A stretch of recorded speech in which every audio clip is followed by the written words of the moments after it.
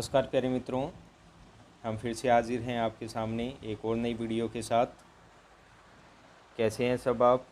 बने रहिए हमारे वीडियो में शुरू से अंत तक।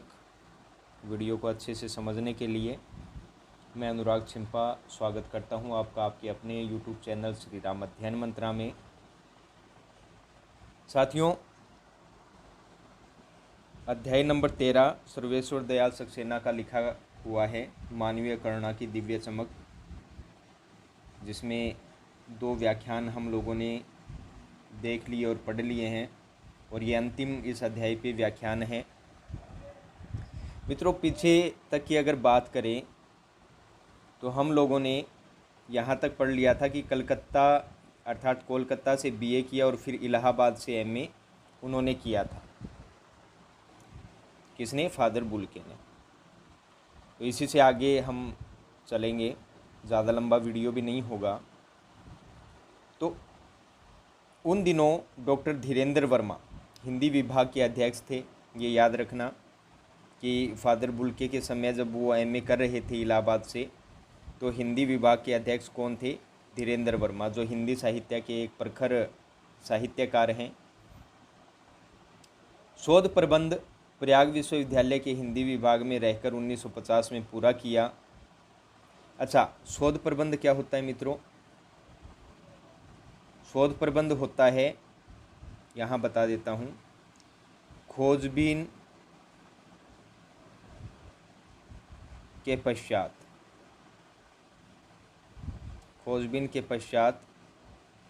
किसी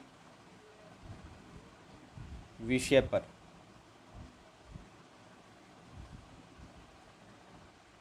लिखी गई पुस्तक।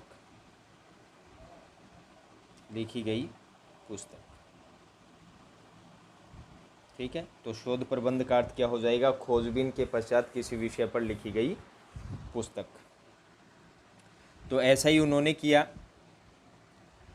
उन्होंने 1950 में पूरा किया। कहाँ से? प्रयाग विश्वविद्यालय से। आज इसे इलाहाबाद के नाम से जाना जाता है।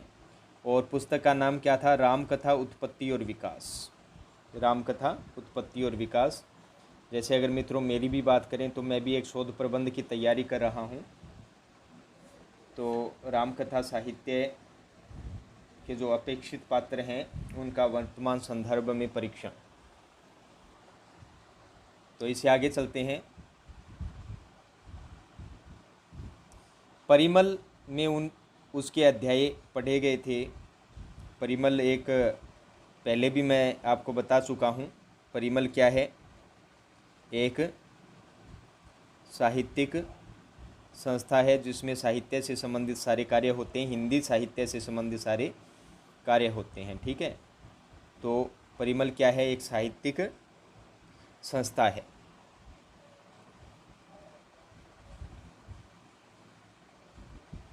फादर ने मातृलिंग के प्रसिद्ध नाटक ब्लू बर्ड का रूपांतरण भी किया। अच्छा, ये मातृलिंग है एक प्रसिद्ध लेखक जिन्होंने क्या लिखा था? ब्लू बर्ड नाम का एक प्रसिद्ध नाटक लिखा था, उसका रूपांतरण भी उन्होंने किया।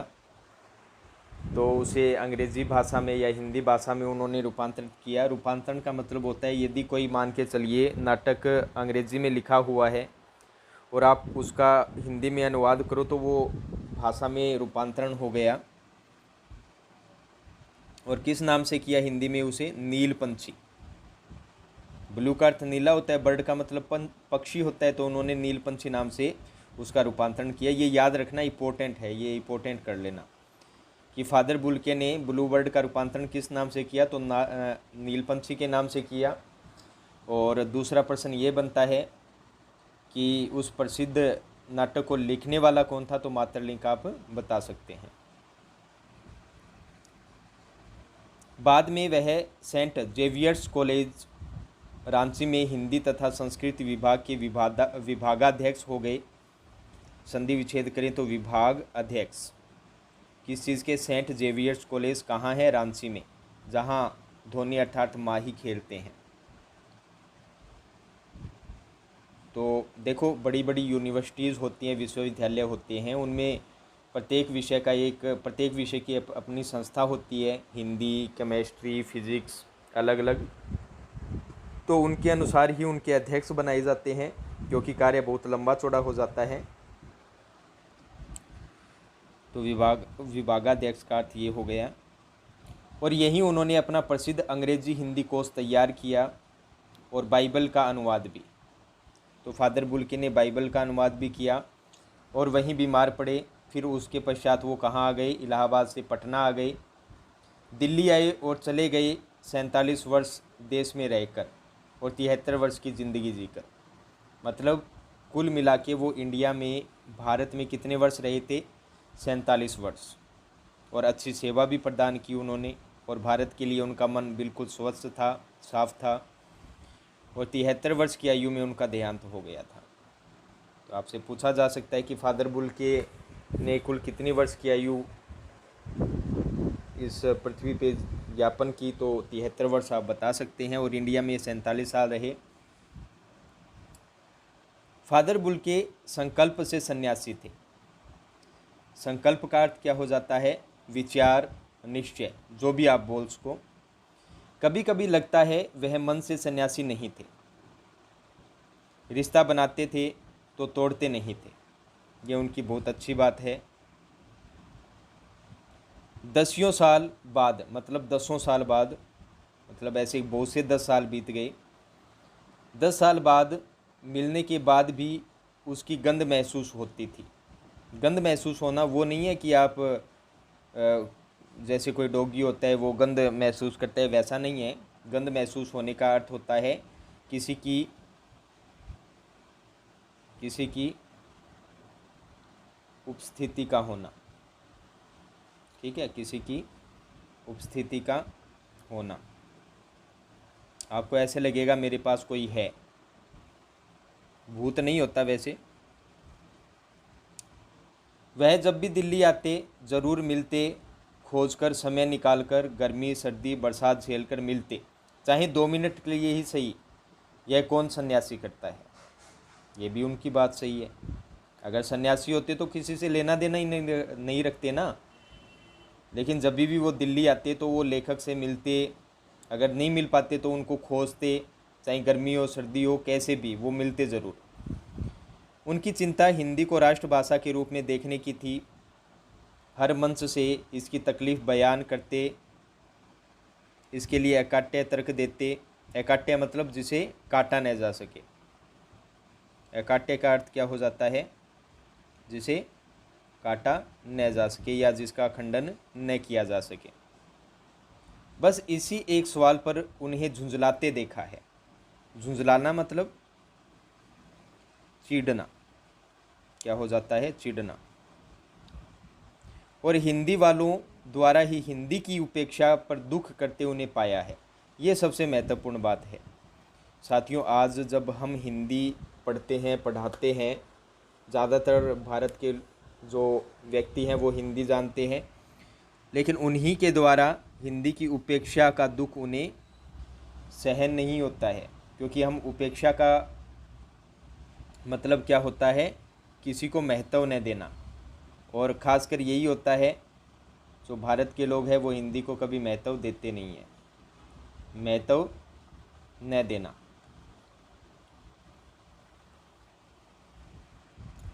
घर परिवार के बारे में, निजी दुख तकलीफ़ के बारे में पूछना उनका स्वभाव था। और बड़े से बड़े दुख में उनके मुख से सांत्वना के जादू भरे 2 शब्द सुनना एक ऐसी रोशनी भर देता था जो किसी गहरी तपस्या से जन्मती है। तो सांत्वना का अर्थ क्या होता है? सांत्वना का अर्थ होता है धैर्य बंधाना, किसी को धैर्य बंधाना, जैसा कि हम करते ही हैं, धैर्य बंधाना। भाई किसी को दुख होता है तो हम कहते हैं भाई देखो गलत ही हुआ, जो हुआ नहीं होना चाहिए था, आगे सब कुछ अच्छा होगा, तो उसे धीरज बंधाया जाता है। तो अगर ऐसे वो 2 शब्द भी बोल देते थे तो बहुत बढ़िया लगता था। और यहाँ जैसे जादू भरे दे रखा है तो यहाँ इसका अर्थ हो जाएगा प्रभावशाली। जो प्रभाव डालते हो किसी व्यक्ति पे।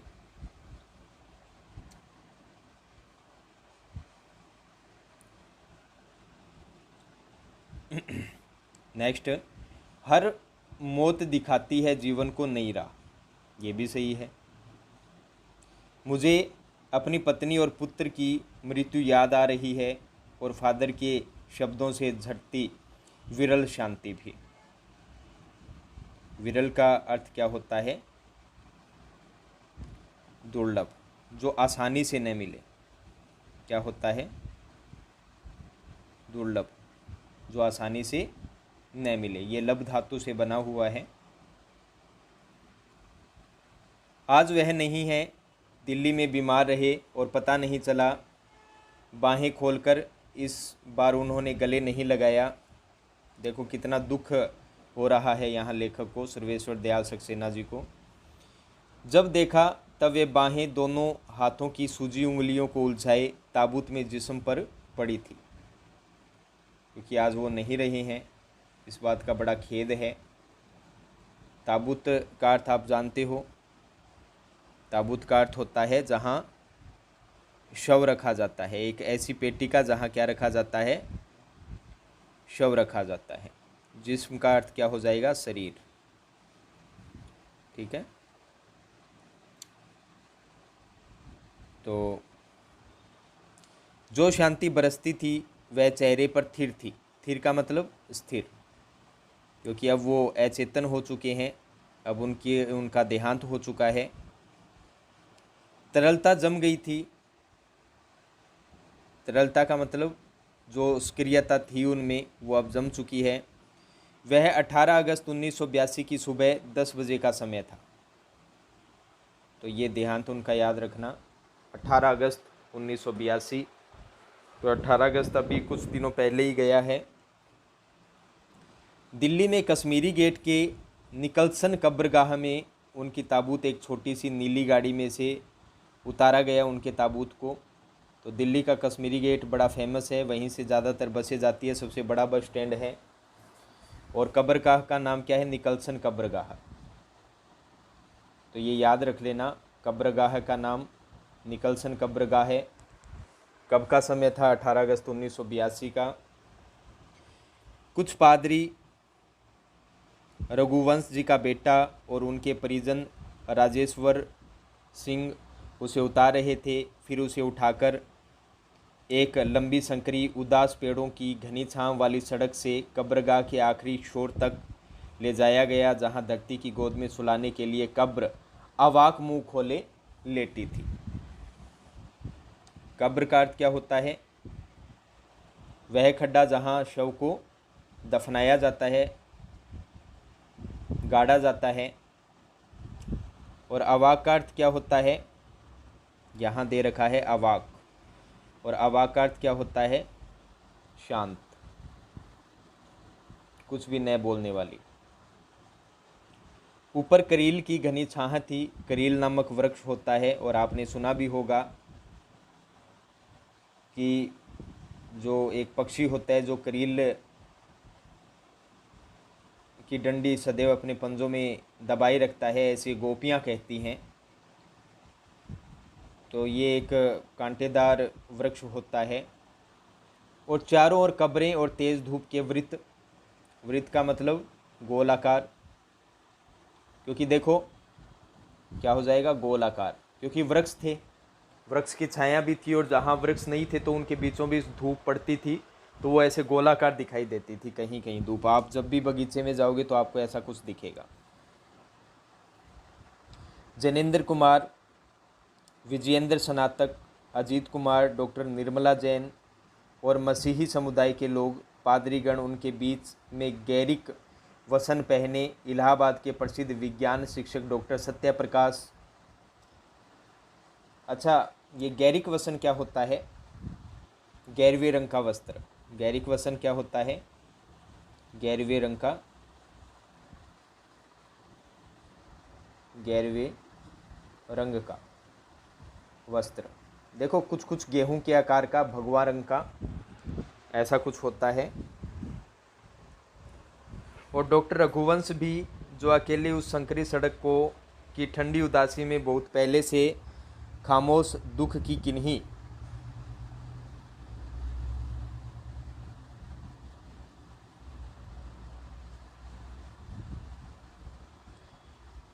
अपरिचित आहटों से दबे हुए थे। अपरिचित का जो हम जानते नहीं हैं, ये समझ गए होंगे आप। आहट का अर्थ क्या होता है? आहट का अर्थ होता है पदचाप। पदचाप का अर्थ किसी के, पद का अर्थ क्या होता है? चरण, और चाप का मतलब चलने की ध्वनि। तो किसी के पैरों की चलने की ध्वनि। और रात को हो जाए 12 बजे, फिर मिलो ही नहीं आप, तो भूत आ गयो। सिमट आए थे कब्र के चारों तरफ, फादर की देह मतलब शरीर पहले कब्र के ऊपर लिटाई गई। मसीही विधि से अंतिम संस्कार शुरू हुआ रांची के फादर पास्कल तोयना के द्वारा। ये याद रखना, अंतिम संस्कार किसके द्वारा किया गया? रांची के फादर पास्कल तोयना के द्वारा। उन्होंने हिंदी में मसीही विधि से प्रार्थना की। फिर सेंट जेवियर्स के रेक्टर फादर पास्कल ने उनके जीवन और कर्म पर श्रद्धांजलि अर्पित करते हुए कहा, फादर बुल के धरती में जा रहे हैं, इस धरती से ऐसे रत्न और पैदा हों। डॉक्टर सत्याप्रकाश ने भी अपनी श्रद्धांजलि में उनके अनुकरणीय मतलब पीछे पीछे उनके जो जीवन का अनुकरणीय जीवन को नमन किया। ऐसा जीवन जिसके पीछे चला जा सके, ऐसा आदर्श और आदरणीय का, अनुकरणीय का अर्थ आप ये भी कह सकते हो कि ऐसा जीवन जिसे अपनाया जा सके। और नमन करना का अर्थ क्या हो जाएगा? सिजदा करना या सिर झुकाना, ये हो जाएगा। फिर देह कब्र में उतार दी गई। मैं नहीं जानता इस सन्यासी ने कभी सोचा था या नहीं कि उसकी मृत्यु पर कोई रोएगा, लेकिन उस क्षण रोने वालों की कमी नहीं थी। नम आँखों को गिनना शाही फैलाना है। कहने का मतलब, यदि हम रोने वाले को गिनने लग जाएं तो ऐसा समझ लीजिए चारों तरफ शाही शाही बिखरी दिखेगी आपको। इस तरह हमारे बीच से वह चला गया जो हम में से सबसे अधिक छायादार, फल फूल गंध से भरा और सबसे अलग सबका होकर सबसे ऊंचाई पर मानवीय करुणा की दिव्य चमक में लहलहाता खड़ा था। लहलहाता का अर्थ होता है हरा भरा, और दिव्य चमक का अर्थ क्या हो जाता है? दिव्य का अर्थ होता है अलौकिक। क्या होता है? अलौकिक। और अलौकिक का अर्थ होता है जो इस धरती का न हो, जो इस संसार का न हो, सबसे अलग। जैसे ईश्वर, वो अलौकिक है। लौकिक का अर्थ संसार से संबंधित। और चमक का अर्थ क्या होता है? प्रकाश। लहलहाता हुआ मतलब हरा भरा। जिसकी स्मृति हम सबके मन में, जो उनके निकट थे, किसी यज्ञ की पवित्र आग की आँच की तरह आजीवन बनी रहेगी। आँच का अर्थ क्या हो जाता है? ताप। क्या अर्थ हो जाता है? ताप। और स्मृति का अर्थ आप जानते ही हैं, याद होता है। आजीवन, जीवन भर, अव्ययभाव समास है। मैं उस पवित्र ज्योति की याद में श्रद्धानत हूँ। श्रद्धानत का मतलब क्या होता है? श्रद्धा से क्या झुकाना? श्रद्धा से सिर झुकाना। ठीक है, ये हो जाएगा।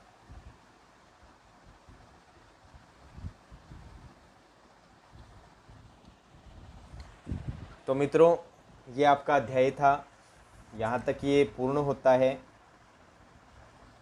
और मैं समझता हूँ भली प्रकार से आपको प्रत्येक शब्द जो भी हमने सीखे हैं या किए हैं, भली प्रकार से आपको समझ में आए होंगे।